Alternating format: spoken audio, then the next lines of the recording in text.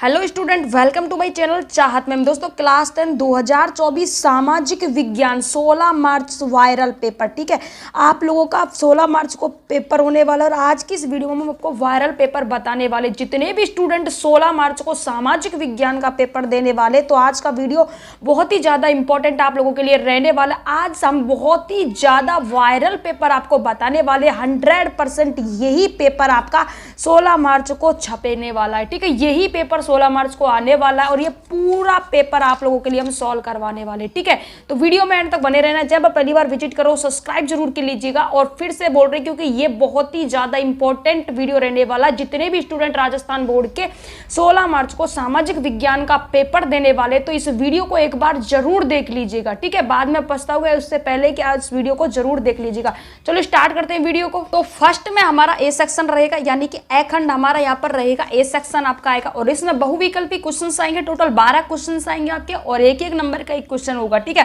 First में जो आपका क्वेश्चन रहेगा, प्रथम विश्व युद्ध की शुरुआत कब हुई, ठीक है। तो प्रथम विश्व युद्ध की जो शुरुआत हुई थी 1914 में हुई, 1918 में हुई थी, 1929 में हुई थी, 1939 में हुई थी। तो प्रथम विश्व युद्ध की जो शुरुआत हुई थी बच्चा, वो कब हुई थी? 1914 में प्रथम विश्व युद्ध की शुरुआत हुई थी, यानी कि ए ऑप्शन बिल्कुल करेक्ट हो जाएगा।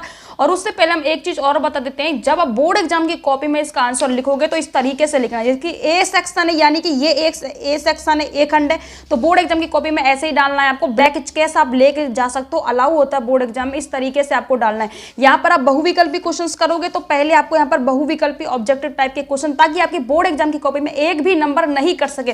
पहला क्वेश्चन क्या था हमारा, प्रथम विश्व युद्ध की शुरुआत कब हुई, तो यहाँ पर प्रश्न संख्या आपको डालना है और इस तरीके से डालना है। फिर आपको आंसर लिखना है, प्रथम विश्व युद्ध की शुरुआत 1914 में हुई थी, और जहां पर आपकी यह डेट है उसके नीचे आपको ब्लैक पेन से अंडरलाइन कर देनी। इसी तरीके से सारे बहुविकल्पियों का क्वेश्चन का आंसर देना है। डायरेक्ट ऐसे ही नहीं लिखना कि 1914 आपने लिख दिया डायरेक्ट, अब फर्स्ट आंसर डाला 1914, नहीं, एकदम अच्छी तरीके से कीजिएगा ताकि एग्जामिनर को थोड़ा कॉपी आपकी अट्रैक्टिव लगे, ठीक है। अगला क्वेश्चन आपका रहेगा, बारदोली सत्याग्रह का नेतृत्व किसने किया? तो बारदोली सत्याग्रह का जो नेतृत्व है वो महात्मा गांधी ने किया, सरदार वल्लभ भाई पटेल ने किया था, भगत सिंह ने किया था, या डॉक्टर राजेंद्र प्रसाद ने? तो बारदोली सत्याग्रह का जो नेतृत्व था वो सरदार वल्लभ भाई पटेल ने। बी ऑप्शन बिल्कुल करेक्ट हो जाएगा। अगला है जेम्स, भाप के इंजन से संबंधित है, तो भाप के इंजन से संबंधित कौन है? James Watt. जेम्स वाट जो थे वो भाप इंजन से संबंधित थे, ठीक है। अगला क्वेश्चन हो जाएगा आपका, 1780 में प्रकाशित बंगाल गजट पत्रिका थी, तो 1780 में जो प्रकाशित बंगाल गजट पत्रिका थी, दैनिक थी, मासिक थी, साप्ताहिक थी, या वार्षिक थी? तो कैसी थी वो? साप्ताहिक थी, ठीक है। पूरे सप्ताह में एक बार ये पत्रिका निकलती थी, ये साप्ताहिक पत्रिका थी और ये 1780 में बंगाल गजट पत्रिका थी, ठीक है। अगला जो हमारा क्वेश्चन हो जाएगा वो मोस्ट इंपॉर्टेंट है। हर एक क्वेश्चन इंपॉर्टेंट है भाई, बहुत ज्यादा वायरल पेपर है, तो इसलिए हर एक क्वेश्चन को आप नोट कर लेना है, ठीक है। अगला क्वेश्चन है, भारत के क्षेत्रफल का कितने प्रतिशत भाग पठारी क्षेत्र के अंतर्गत आता है? तो पठारी क्षेत्र के अंतर्गत कितना प्रतिशत आता है? 43%, 27%, 30%, 9%। तो कितना आता है? 27% पठारी क्षेत्र के अंतर्गत आता है। अगर यहाँ पर मैदानी आपसे पूछा जाता तो 43% आता है, ठीक है। अगला क्वेश्चन हो जाएगा, सरिस्का बांध रिजर्व स्थित है, तो सरिस्का बांध रिजर्व कहाँ पर स्थित है, ठीक है। तो ये गुजरात में है, मध्य प्रदेश में है, राजस्थान में है, असम में। तो सरिस्का बांध रिजर्व जो है बेटा, ये कहाँ पे? राजस्थान में, अलवर में पड़ता है, ठीक है। जितने भी स्टूडेंट इस वीडियो को अगर अपने ईमानदारी से देख लिया ना, तो आपके 80 नंबर बिल्कुल पक्का होने वाले हैं, ठीक है, क्योंकि बहुत ही ज्यादा ये वायरल पेपर आप लोगों के लिए रहने वाला है, ठीक है। अगला क्वेश्चन आपका हो जाएगा, भारत का चीनी उत्पादन में विश्व में स्थान है, तो भारत का चीनी उत्पादन में कौन सा स्थान है? पहला है, तीसरा है, दूसरा है, चौथा है? तो कौन सा हो जाएगा? दूसरा हो जाएगा। कौन सा हो जाएगा? भारत का जो चीनी उत्पादन में बेटा दूसरा स्थान है, ठीक है। अगला क्वेश्चन हो जाएगा, निम्नलिखित में से जल परिवहन का प्रकार है, तो जल परिवहन का प्रकार यहाँ पर आपसे पूछा, सड़क परिवहन है, रेल परिवहन है, पाइपलाइन है, समुद्री परिवहन है, ठीक है। तो देखो जल परिवहन का जो संबंध है किस प्रकार होगा, तो ये पाइपलाइन यहाँ पर हो जाएगी, मतलब आपका सी ऑप्शन बिल्कुल यहाँ पर करेक्ट हो जाएगा, ठीक है। अगला क्वेश्चन आपका हो जाएगा, सिंगली किस देश की राज्य भाषा है? राज्य भाषा यहाँ पर आपसे पूछी है, सिंगली बेल्जियम की है, श्रीलंका की है, नीदरलैंड की है, नेपाल की है? तो श्रीलंका की जो राज्य भाषा है वो कौन सी है? सिंगली है, ठीक है, सिंगली है, तो यहाँ पर श्रीलंका हो जाएगा। अगला क्वेश्चन हो जाएगा, संविधान की 8वीं अनुसूची में दर्ज भाषाओं की संख्या आपसे यहाँ पर पूछी गई है कि 8वीं अनुसूची में दर्ज भाषाओं की संख्या कितनी होने की आपकी? तो कितनी होगी? 21 होगी, 20 होगी, 22 होगी, 24 होगी, तो कितनी हो जाएगी? 22 हो जाएगी आपका। ठीक है, बिल्कुल करेक्ट आंसर हो जाएगा। अगला क्वेश्चन आपका यहाँ पर हो जाएगा 2011 की जनगणना के अनुसार भारत का लिंग अनुपात यहाँ पर आपसे पूछा है, और जो भी 2011 की जनगणना के अनुसार 929 है, 943 है, 919 है, 939 है, तो कितना है? 2011 की जनगणना के अनुसार 943 हो जाएगा। बी ऑप्शन बिल्कुल करेक्ट हो जाएगा। अगला क्वेश्चन है इसमें, इनमें से बहुजन समाजवादी पार्टी के संस्थापक कौन है? तो यहाँ पर बहुजन समाजवादी जो पार्टी है उसके संस्थापक यहाँ पर आपसे पूछा गया है। ठीक है, कांसीराम है, साहू महाराज हैं, बी आर अम्बेडकर हैं, या फिर ज्योतिबा फुले। तो कौन हो जाएगा भाई? ये जल्दी से आंसर दीजिए, कांसीराम। ठीक है, ए ऑप्शन बिल्कुल करेक्ट हो जाएगा, कांसीराम यहाँ पर आपका हो जाएगा। नेक्स्ट क्वेश्चन है, अगर आपने वीडियो को शेयर नहीं किया तो भाई अपने दोस्तों के साथ जरूर शेयर कर दीजिएगा, क्योंकि ये वीडियो, ये पेपर आप लोगों के लिए बहुत ज़्यादा इंपॉर्टेंट रहने वाला है। ठीक है, और सभी सब्जेक्टों के हम वायरल पेपर आपको लिए लाते रहेंगे। ठीक है, अगला क्वेश्चन हो जाएगा, एक वस्तु का अधिकांश प्राकृतिक प्रक्रिया से किस उत्पादन क्षेत्र की गतिविधि है? ठीक है, ये आपको बताना है किस उत्पादक क्षेत्र की गतिविधि है। प्राथमिक क्षेत्र है, द्वितीय क्षेत्र है, तृतीय क्षेत्र है, उपयुक्त तो सभी है। तो इसमें कौन सा हो जाएगा कि एक वस्तु का जो अधिकांश प्राकृतिक प्रक्रिया उत्पादन किस क्षेत्र की गतिविधि होती है? प्राथमिक की होती है। किसकी होती है? प्राथमिक की होती है, यानी कि ये ऑप्शन बिल्कुल करेक्ट आपका यहाँ पर हो जाएगा। अगला क्वेश्चन आपका यहाँ पर हो जाएगा, ऋण के औपचारिक स्रोत में शामिल नहीं है। ये आपको बताना है कि ऋण के जो औपचारिक स्रोत है उसमें शामिल कौन नहीं है। ठीक है, बैंक है तो बैंक ऋण के औपचारिक स्रोत में शामिल होगा। ठीक है, ये भी होगा। साहूकार कौन होता है? जो पैसे लेता है, पैसे बैंक में जमा करवाता है, निकलवाता है, वो साहूकार होता है, तो ये भी शामिल होगा। और सहकारी समितियां होती हैं, ये भी ऋण में शामिल होंगी। तो अब है कोई इनमें से कोई नहीं, तो ये ऑप्शन द ऑप्शन बिल्कुल करेक्ट यहाँ पर आपका हो जाएगा। अगला क्वेश्चन आपका हो जाएगा, अंतरराष्ट्रीय व्यापार से संबंधित नियमों को निर्धारित करता है। ठीक है, कौन करता है? WTO करता है, UNO करता है, RBI करता है, ये सभी करता है। तो अंतरराष्ट्रीय जो व्यापार होते हैं या विदेशी जो व्यापार होते हैं ना, उनसे उन संबंधित नियमों का निर्धारण WTO करता है। ठीक है, ये आपका यहाँ पर बिल्कुल ए ऑप्शन बिल्कुल ठीक हो जाएगा। अब यहाँ पर आपका सेकंड क्वेश्चन स्टार्ट हो जाएगा। कौन सा क्वेश्चन स्टार्ट हो जाएगा? सेकंड क्वेश्चन यहाँ पर रिक्त स्थानों की पूर्ति करवाएगा। टोटल आपके यहाँ पर कितने क्वेश्चन आते हैं? 6 क्वेश्चन आएंगे, 6-7 क्वेश्चन आते हैं, और एक एक नंबर का ये क्वेश्चन आपका रहेगा। अब मेरी बात ध्यान से सुनना कि जब आप बोर्ड एग्जाम की कॉपी में इस क्वेश्चन का आंसर दोगे, ठीक है, तो कैसे लिखना है आपको वो देख लीजिए। देखो, सबसे पहले तो आपको हेडिंग डालनी है रिक्त स्थानों की पूर्ति। कौन सा नंबर का क्वेश्चन है? सेकंड नंबर है। ये हम इसलिए बता रहे ताकि आपकी कॉपी में एक भी नंबर ना कट सके और आपको पूरे नंबर मिल सके, इसलिए मैंने यहाँ पर ये आप लोगों को समझाने के लिए नोट किया है। ठीक है, तो सबसे पहले जो हमारा फिलिंग, आपको इस तरीके से नोट कर लेना है, रिक्त स्थानों को ब्लैक पेन से हेडिंग डाल लेनी है। अब पहला जो हमारा है कि बंबई में पहली कपड़ा मिल खालिस्तान में लगी, तो आपको इस तरीके से ब्लू पेन से यहाँ पर लिखना है, बंबई में पहली कपड़ा मिल खालिस्तान में लगी थी। तो अब इसका जो आंसर होगा वो ब्लैक पेन से 22 फरवरी 1854 में लगी थी। तो इस तरीके से लिखना है, डायरेक्ट ऐसे नहीं लिखना कॉपी में कि आपने यही आंसर डायरेक्ट लिख दिया, नहीं, यही नहीं लिखना, पूरा इस तरीके से लिखना ताकि आपकी कॉपी का इंप्रेशन बढ़ जाए, एग्जामिनर खुश हो जाए और आपको पूरे नंबर मिल जाए। ठीक है, इस तरीके से आपको लिखना है। तो सबसे पहले हमारा क्या हो जाएगा कि बंबई में पहली कपड़ा मिल खालिस्तान में लगी थी। तो देखो, अगर डेट पूछी जाए तो आपको बता देना कि 22 फरवरी है। डेट कौन सी रहेगी? 22 फरवरी रहेगी, और 1854 है। अगर आप 1854 लिखते हो तो भी ठीक है, नंबर तो फिर भी मिल जाएंगे आपको। अगर आप डेट भी लिखते हो तो आपकी कॉपी का इंप्रेशन बढ़ेगा, क्योंकि आप कुछ एक्स्ट्रा दे रहे हो। ठीक है, अगला क्वेश्चन हो जाएगा, गुलामगिरी पुस्तक के लेखक हैं। तो गुलामगिरी पुस्तक के लेखक कौन थे? तो ज्योतिबा फुले। कौन था? यहाँ पर हम लिख देते हैं ज्योतिबा फुले हैं। ज्योतिबा फुले ने ही गुलामगिरी पुस्तक लिखी थी। ठीक है, ये आपका आंसर हो जाएगा। और अगला क्वेश्चन है यहाँ पर कि कच्चा तेल गैर खालिस्तान संसाधन है। तो आपको बताना कि कच्चा तेल जो है कौन सा संसाधन है? नवीनीकरण है। कौन सा है? यहाँ पर आपको लिख देना नवीकरणीय संसाधन। कौन सा हो जाएगा? नवीनीकरणीय संसाधन, ये हो जाएगा। ठीक है, दिख रहा है ना आपको? हाँ, इस तरीके से। अगला हो जाएगा हमारा, विभिन्न देशों के बीच परस्पर संबंध और तीव्र एकीकरण की जो प्रक्रिया होती है उसे हम क्या कहते हैं?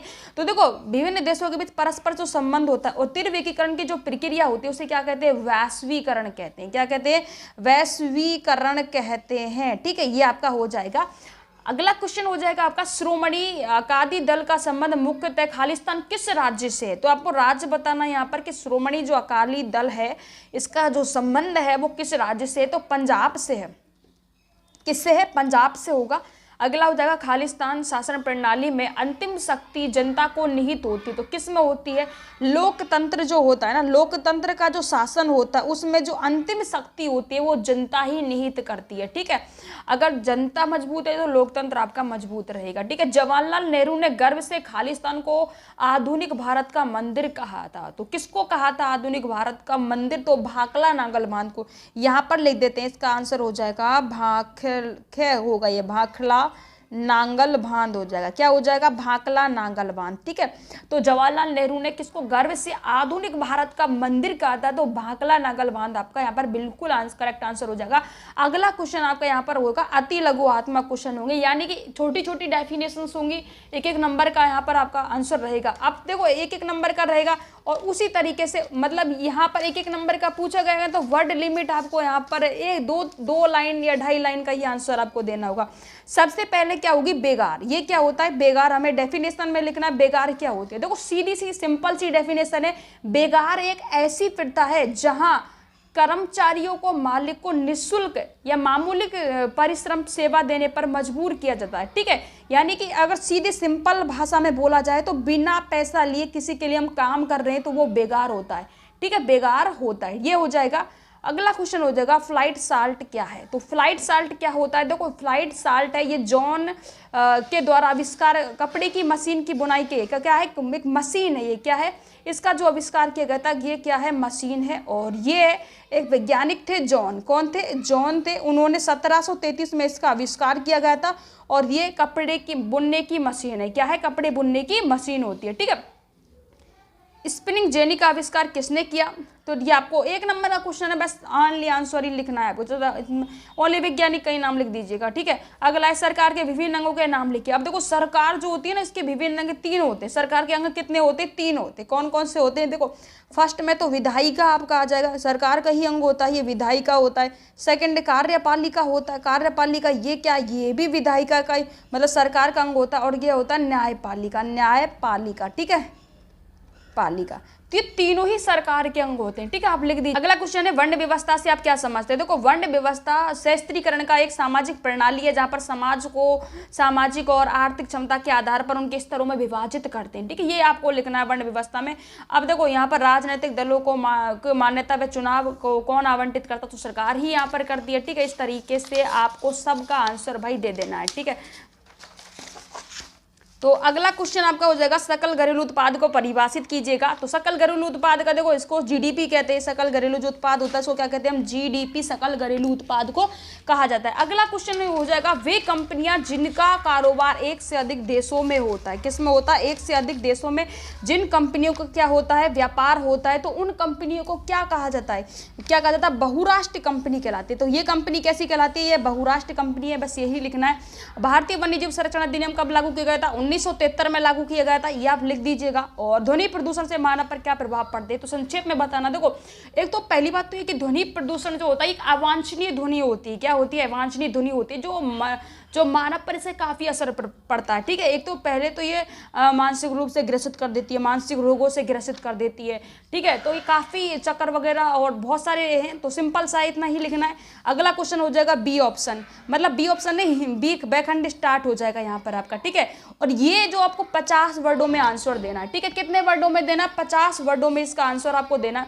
पहला क्वेश्चन है कि साइमन कमिश्नर भारत क्यों आया? तो साइमन कमिश्नर था, ये भारत क्यों आया था? क्योंकि साइमन कमिश्नर जो साइमन आयोग 7 ब्रिटिश संसाधनों का एक समूह था जिसका गठन हुआ था। वो कब हुआ था? 8 नवंबर 1927 में जिसका गठन हुआ। भारत के संविधान सुधारों के अध्ययनों के लिए किया गया था और जिसका मुख्य कार्य क्या गया था? माइंड गेनू स्पोर्ट सुधार की जांच करना था। 3 फरवरी 1928 को साइमन कमिश्नर भारत आया। ये डेट आपको लिखनी है, कब आया था?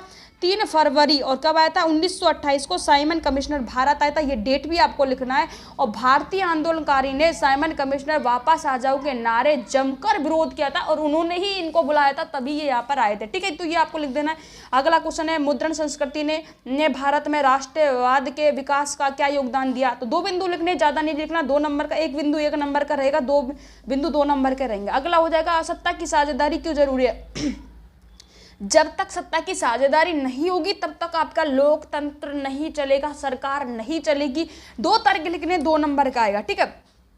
अगला क्वेश्चन है, किन्हीं दो प्रधानों का जिक्र कीजिए जो भारत को धर्मनिरपेक्ष राष्ट्र बनाते हैं। तो भाई ये क्वेश्चन इंपॉर्टेंट है और इसको आप नोट कर लो भाई, पहले ही बोल रहे हैं वायरल पेपर है। और ठीक है, अगला क्वेश्चन है, राजनीतिक दलों में सुधार के कोई दो बिंदुओं का उल्लेख करना। तो दो बिंदुओं का उल्लेख करना, एक बिंदु 1 नंबर का आएगा, दो बिंदु 2 नंबर के आएंगे। ठीक है, अगला रहेगा आपका लोकतंत्र का कोई आर्थिक उपलब्धि बताइए। तो लोकतंत्र की आर्थिक उपलब्धि आपको बतानी है, मोस्ट इंपॉर्टेंट है 2024 में। ये क्वेश्चन आपको 16 मार्च को, ये क्वेश्चन है ना, 16 मार्च को ये क्वेश्चन छपने वाले है। ठीक है, तो भाई रट लो इनको। ठीक है, अगला क्वेश्चन आपको हो जाएगा, धारणीय विकास के लिए क्यों जरूरी है। तो धारणीयता जो होती है विकास के लिए क्यों जरूरी है, 2 नंबर का आएगा। ठीक है, अगला क्वेश्चन हो जाएगा, और ये भाई अब देखो सारा क्वेश्चन का आंसर बताएंगे ना तो वीडियो भाई बहुत ज़्यादा लॉन्ग हो जाएगा, और मुझे आपको क्वेश्चंस बताने। ठीक है, काफ़ी क्वेश्चंस का मैंने आप लोगों के लिए आंसर भी बताया, आप सारे क्वेश्चंस आप देख लो, क्योंकि इन क्वेश्चनों को तैयार कर लो, ये ही 16 मार्च को छपने वाले। विदेशी व्यापार के उदारीकरण से आप क्या समझते हैं, 2 नंबर का आएगा, वेरी वेरी इंपॉर्टेंट है ये। और अगला है, उपभोक्ता संरक्षण अधिनियम 1986 के निर्माण के लिए क्यों जरूरी है, क्यों जरूरत पड़ी थी इसकी, तो ये आपको बता देना। अगला है कि पहाड़ी जो क्षेत्र होते हैं उन्हें मृदा अपरदन की रोकथाम के लिए क्या क्या कदम उठाने चाहिए। तो देखो पहाड़ी जो क्षेत्र है वहां पर मृदा का अपरदन हो रहा है। ठीक है, मृदा का अपरदन, तो ज़्यादा से ज़्यादा पेड़ लगाने वगैरह चाहिए। यहाँ पर 2 चीज़ आपको लिख देनी है, नर्मदा बचाओ आंदोलन के 2 लक्षण बताने हैं आपको, ये भी 2 नंबर का आएगा। और अगला क्वेश्चन रहेगा आपका, भारतीय मैदान में रेल परिवहन विकास का विस्तार और जो हिमालय पर्वतीय क्षेत्रों में कम हुआ, इसका कारण आपको बताना है, ये 2 नंबर का। अब यहाँ पर लॉन्ग क्वेश्चन स्टार्ट हो जाएंगे आपके 3 नंबर के। वर्ड लिमिट इनकी तो 50 रहेगी, यानी कि 4 से 4 लाइन ही रहेगी, और यहाँ रहेगा 100 वर्ड में आंसर देना। सी सेक्शन यहाँ पे आपका स्टार्ट हो जाएगा। चावल की खेती के लिए, ठीक है, चावल की खेती के लिए उपयुक्त भौगोलिक परिस्थितियों का आपको यहाँ पर वर्णन करना है कि चावल की जो खेती होती है, पहली बात तो ये लिखना है कि चावल की जो फसल है कौन से ऋतु में होती है। ठीक है, और फिर ये बताना कौन सी फसल है, खरीफ की, रबी की, कौन सी फसल, तो किसकी फसल होती है भाई, ये आपको बताना है। तो ये 3 नंबर का आएगा, और इसकी सारी आपको मतलब करीबन 1 पेज तो लिखना है 100 वर्डों में। ठीक है, अगला हो जाएगा, गहन जीविका कृषि को समझाते हुए प्रमुख समस्या लिखनी है। अगर ये क्वेश्चन नहीं आ रहा तो इसको कर दीजिएगा, दोनों को नहीं करना, दोनों में से एक ही क्वेश्चन यहाँ पर आप लोगों को लिए करना होगा। ठीक है, ये आप लोगों के लिए रहेगा। अगला क्वेश्चन आपको हो जाएगा, महामंदी को समझाते हुए प्रमुख 2 कारणों का उल्लेख करना। सबसे पहले तो महामंदी की शुरुआत कब हुई थी, ये आपको बल लिखना है, महामंदी हुई क्यों थी और इसके कारण क्या क्या दुष्प्रभाव रहे थे, ये सारी चीज़ें आपको लिखनी है। देखो महामंदी जब हुई थी तो उस समय क्या हुआ था कि अंतर्राष्ट्रीय जो बाजार है उनकी गिरावट, उनकी कीमतों में गिरावट आ गई थी, गेहूं में 50% तक गिरावट आ गई थी, ये सारी चीज़ें आपको लिख देनी है। 3 नंबर का आएगा, उसी हिसाब से लिखना है, वर्ड लिमिट इसकी रहेगी। ठीक है, अगला क्वेश्चन, अगर ये क्वेश्चन नहीं आता, बेस्ट है सारा ये क्वेश्चन मोस्टली सभी स्टूडेंटों को आते क्योंकि बहुत ही आसान क्वेश्चन है। ठीक है, अगला ये नहीं आता तो फिर ये कर देना, ग्रामेटिया प्रथा का अर्थ स्पष्ट करते हुए अध्ययन में दिए गए विवरणों के आधार पर उनकी हालातों का वर्णन करना। ये नहीं आता तो इसको कर दीजिएगा, दोनों मोस्ट इंपॉर्टेंट रहेंगे। अगला संघीय व्यवस्था की प्रमुख विशेषताओं का वर्णन कीजिए। तो संघीय व्यवस्था जो है उनका प्रमुख वर्णन आपको यहाँ पर करना है। ठीक है, ये रहेगा अगला। और इसके बाद में अगर ये नहीं आ रहा तो फिर संविधान संशोधन के पहले और बाद में स्थानीय शासन के महत्वपूर्ण अंतरों को बताइए, ये करना है। बेरोजगारी से क्या अभिप्राय है, बेरोजगारी के 2 प्रकारों का उल्लेख कीजिए।